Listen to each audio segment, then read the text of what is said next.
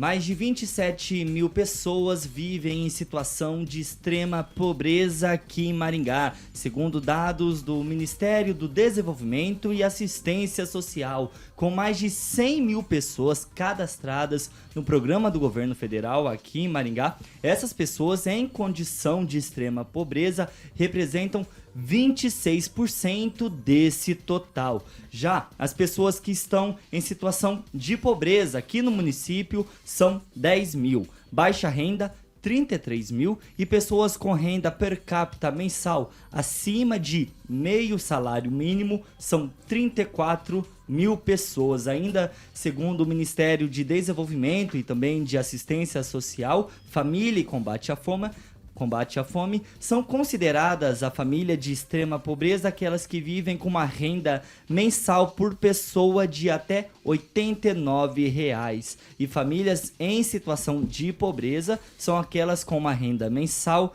entre R$ 89,01 até R$ 178,00 por pessoa.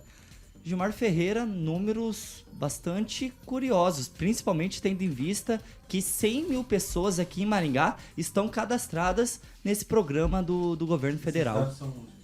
Por gentileza?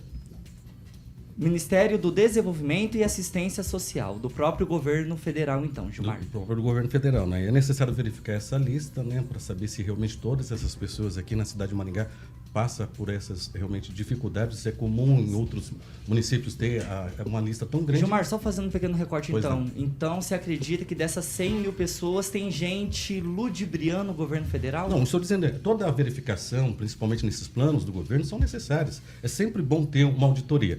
Mas nós temos que lembrar que realmente nos últimos 4 anos nós tivemos aí como que se diz? Aumento de preços, o achatamento do salário e assim por diante. Nós temos que lembrar, por exemplo, que no primeiro governo Lula, ele prometeu $100 o salário mínimo. Naquela época o salário era $48. Quando ele deixou o seu segundo governo, nós já tínhamos um salário mínimo de $338 no Brasil. Então, nós sabemos que nos últimos 2 anos aí nós tivemos a pandemia que complicou também, mas que realmente pessoas passam dificuldades, sim.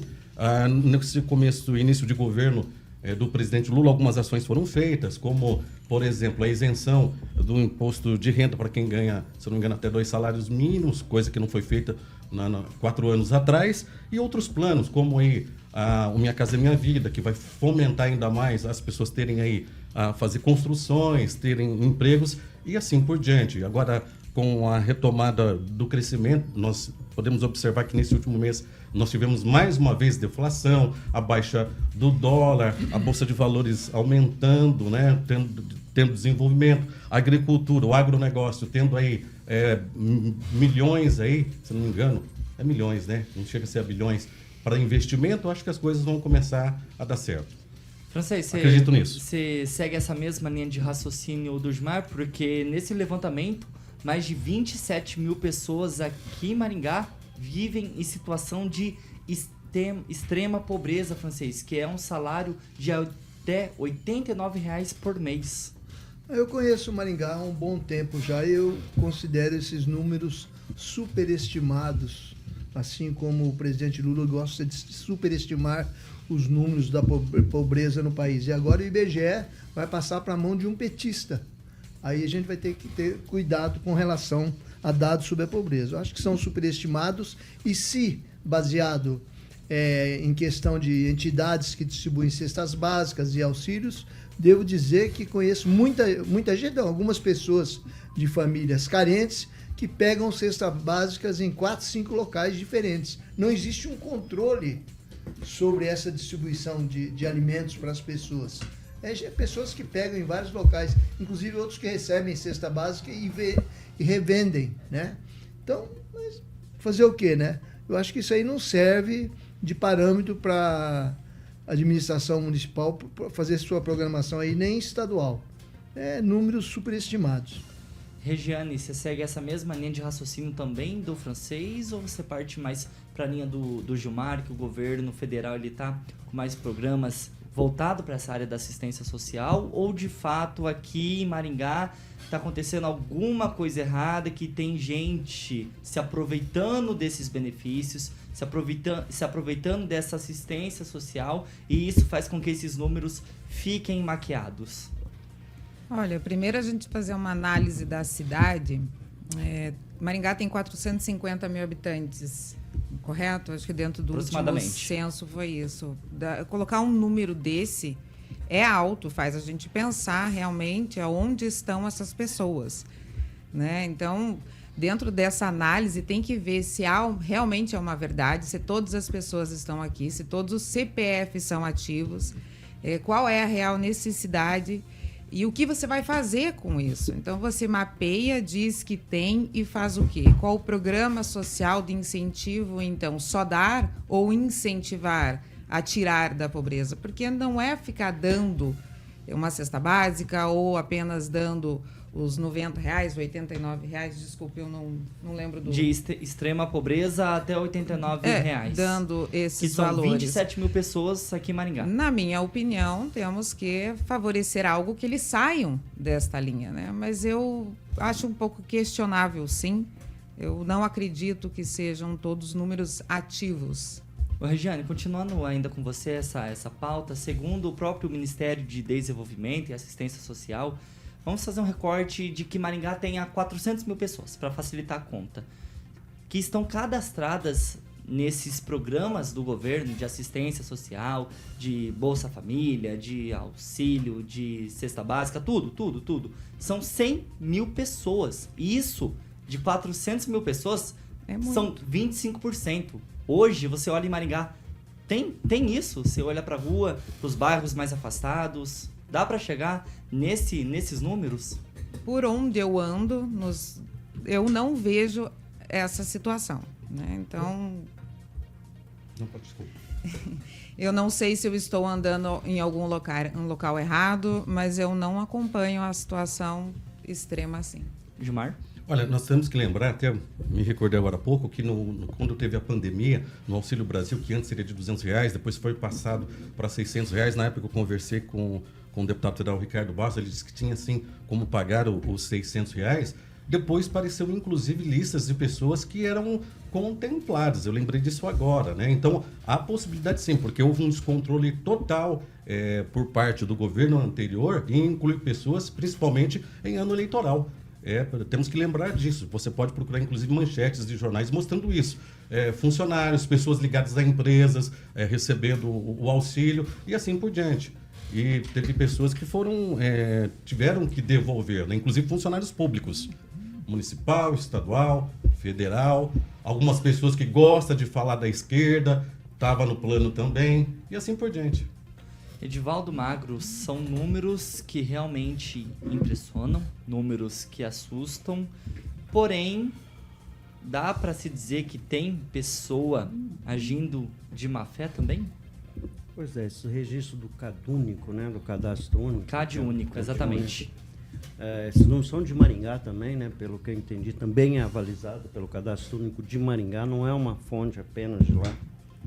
105 mil pessoas, né, para ser mais exato, pessoas que são cadastradas nesse cadastro único. O cadastro único, para que as pessoas entendam, é um guarda-chuva na qual abriga diversos programas do governo federal. Você se cadastra, faz o cadastro nesse cadastro único para poder acessar alguns dos benefícios que o governo federal disponibiliza, e isso é feito, esse repasse, pelos governos municipais. Os números impressionam, eu não vou discutir os números, né? Porque miséria rima com fome. Fome é a face mais sinistra e terrível da miséria. A gente olha Maringá e a gente não vê a pobreza, né? A gente normalmente faz um trajeto muito pequeno. Eu me considero um urbinauta, né? Eu sou um astronauta da urbe, eu ando muito por Maringá, conheci muito a periferia. Também coloco em dúvida o tamanho desse número, 105 mil. Lembrando que, recentemente, o governo fez diversas exclusões dos programas Bolsa Família, especificamente, porque tem pessoas usufruindo do sistema sem necessariamente precisar dele. Com relação a essa associação que eu faço entre a extrema pobreza e a fome, é importante salientar Porque Maringá tem uma rede de proteção social extremamente eficiente, e é assim também nos municípios da região, com distribuição de cesta, tanto por igreja católica, como por igreja evangélica, por entidades, associações, por ONG, participo de algumas delas. Maringá, as pessoas só passam fome efetivamente se quiserem, vou deixar claro isso.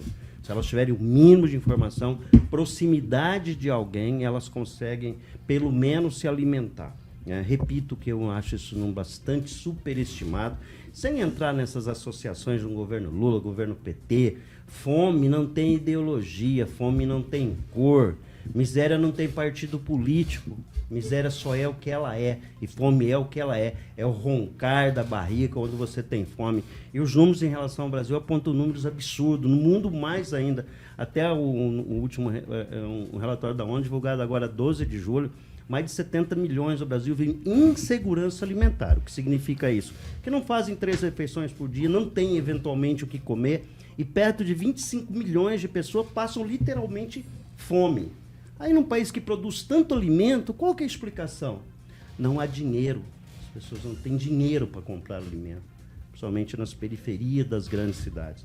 Então, mas é importante esses números, sem entrar, sem politizar, sem entender ou qualificar ou colocar um carimbo ideológico nisso, ele nos chama atenção. Eu acho que ele é tão importante na cidade que se arvora melhor do sul do mundo, a gente olhar isso com cuidado, verificar, porque é muito sério e muito grave. Smart City. 105 mil pessoas no cadastro único, é um absurdo. Isso representa 1/4 da estimativa. Quase, né? 25%. 430 mil pessoas, né, oficialmente nós temos. Então, é 1/4 da população de Maringá está no cadastro único, recebendo benefício do governo federal de algum dos programas disponibilizados pelo governo federal. É preocupante, é sim um momento de reflexão. Acho que nós temos que olhar aí esses números com mais detalhe. Eu não sei se nós ouvimos a secretária de Assistência Social, alguém da administração falou alguma coisa a respeito disso. Até o momento, não. Seria importante, eu acho que a gente pode fazer um recorte depois sobre esse tema, que eu acho esse tema, primeiro, muito pertinente, muito contemporâneo, e sempre lembrando, não há que fazer recorte ideológico e partidário em cima da pobreza e da miséria.